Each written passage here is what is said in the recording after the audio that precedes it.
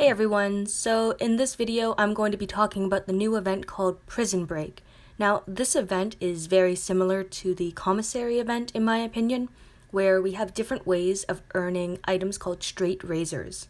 In this event we complete different missions and they're all solo missions, and then we can collect straight razors. These straight razors can be exchanged in the store for either some S-class cards, a 6-star choice box that has both ranged or melee, epic gear, legendary gear, Liliths, Ulysses, as well as armoury tokens.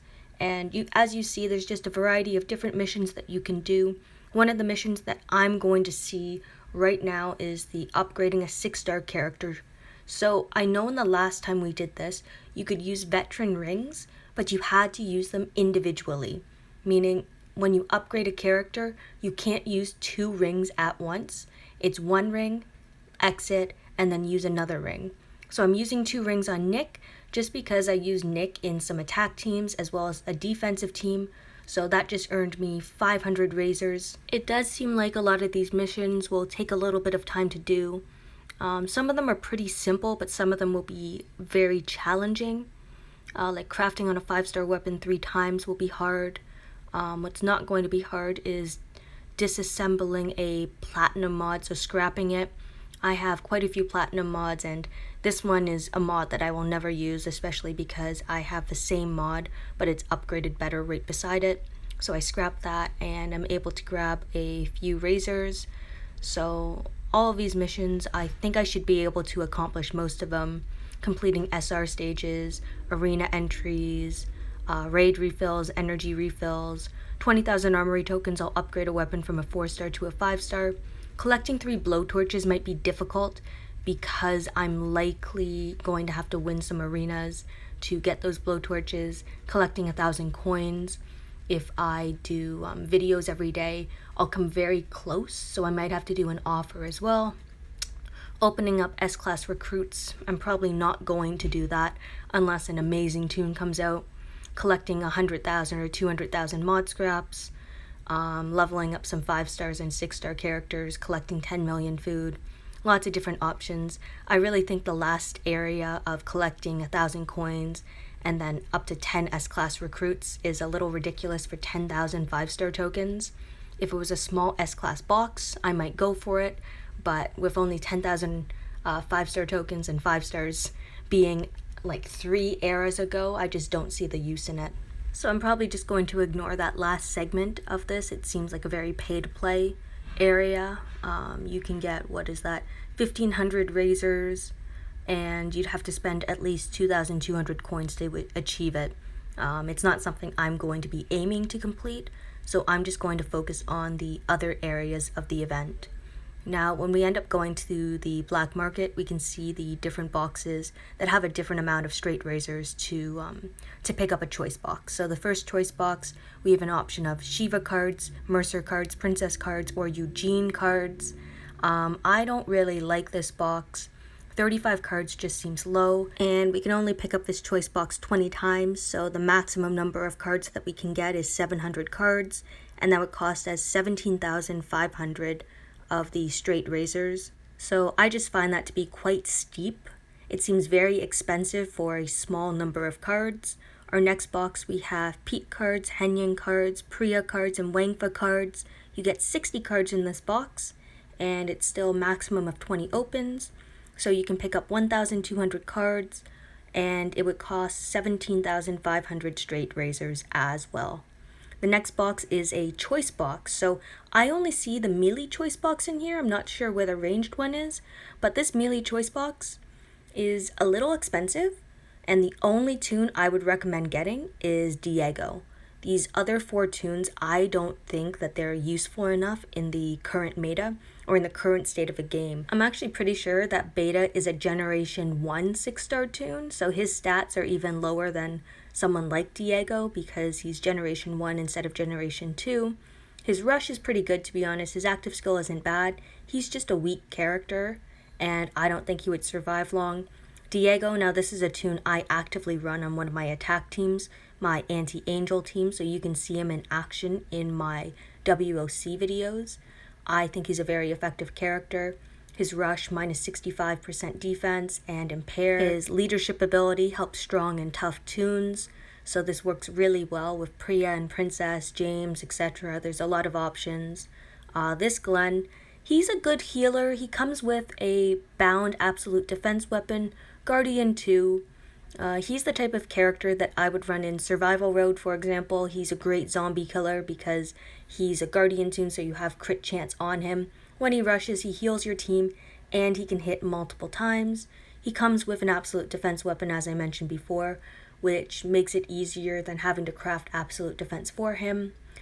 Princess, she's not a toon that I like very much as a green 6-star. Her S-class is amazing, but her 6-star just falls short for me. I don't find her to be effective enough with her kit. Her kit makes sense, but her stats don't work with her. She needs higher HP in defense and lower attack, in my opinion, because she bleeds the enemy. So yeah, I'm still confused as to where the range choice box is, because there's supposed to be a range choice box with Decap Sandy, Disarm Louis, Collateral to Conrad, and Follow Up Morgan, who I haven't seen. I am picking up all the armory tokens that I can get.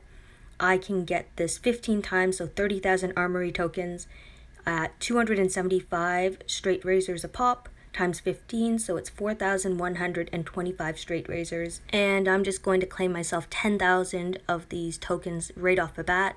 I can definitely use them. I'm always trying to upgrade my weapons, and I'll see it almost like an investment because I can use these to get more straight razors, but I especially do need the armory tokens even after WOC, where I did get to stock up on some.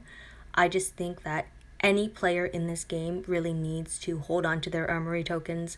It's just so expensive to upgrade a weapon. It's 50,000 armory tokens to make a 4-star weapon, a 5-star weapon. And if you do that on a bound weapon, it means you have to have another 5-star weapon to swap onto that character. And that's already 100,000 armory tokens.